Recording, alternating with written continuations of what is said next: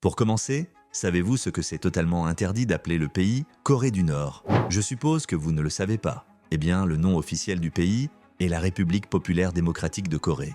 Et ses dirigeants considèrent que c'est la seule Corée qui existe. Donc dire que c'est la Corée du Nord est passible de sanctions. Comment voulez-vous être un autocrate respecté si même le paysan a le droit d'avoir le même nom que vous? C'est pour ça qu'il est donc interdit de s'appeler Kim depuis le premier chef d'État qui possédait ce nom. En 2011 ainsi, juste avant que Kim Jong-un ne devienne solennellement le leader suprême, les autorités du régime ont fait le tour du pays afin de demander, ou plutôt d'exiger, aux personnes portant le même nom de le changer. Quasiment personne n'a le droit d'accéder à Internet.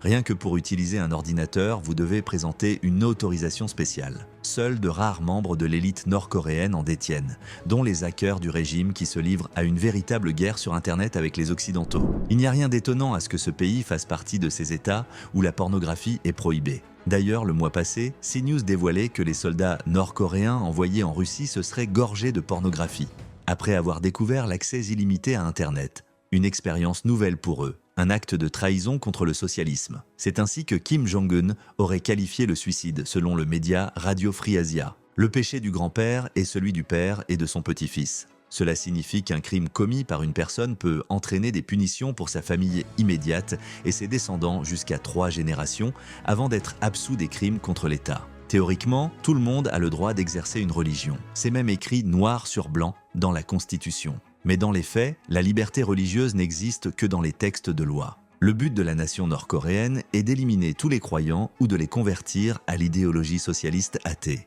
Si vous souhaitez devenir photographe ou mannequin, cela risque d'être compliqué, hélas. Si votre père est fermier, alors vous serez fermier. S'il est ouvrier, alors vous serez ouvrier. Et ne pensez pas à essayer de changer de travail. En outre, il n'y a aucune retraite, car quand l'État vous a assigné un emploi, c'est durant toute votre vie que vous allez servir à ce poste le régime communiste nord-coréen. Tous les touristes qui reviennent de là-bas le disent. S'il y a bien un truc sympa là-bas, c'est le calme et l'absence de circulation sur les routes. D'ailleurs, il n'y a même pas de feu de signalisation sur la plupart des voies de circulation.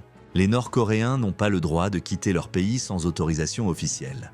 Mais peu importe la raison, il est généralement difficile d'obtenir un ticket de sortie. Des mines anti-personnel accompagnées d'1,5 million de gardes surveillent quotidiennement les frontières russes et sud-coréennes vestes en cuir interdite. Le régime l'a interdit fin 2021. La raison? Ce vêtement, très prisé par Kim Jong-un, est devenu très populaire après une de ses apparitions à la télévision, vêtu d'un long manteau en cuir. Les habitants ont souhaité imiter le look de leurs dirigeants, mais désormais, seul le parti au pouvoir peut décider de qui peut porter ces vestes. Si un jour vous vous retrouvez chez eux et que vous avez entre les mains un journal où se trouve une photo du leader du pays ou de ses prédécesseurs, ne vous avisez jamais de le froisser, ou pire, de le plier. Ceci est considéré comme un énorme crime, sûrement vu comme une forme d'irrespect.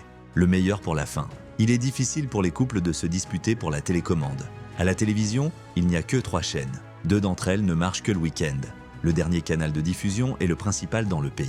Mais celui-ci émet des programmes uniquement 5 heures par jour. Le reste du temps, il est impossible de regarder la télévision. Si par hasard, vous tentez de jeter un œil à une chaîne étrangère ou une émission venue d'une contrée lointaine, vous risquez de vous faire fusiller. En novembre 2013, en effet, 80 personnes ont été exécutées publiquement, car elles avaient visionné des programmes de Corée du Sud, une nation aussi très surprenante, avec des DVD.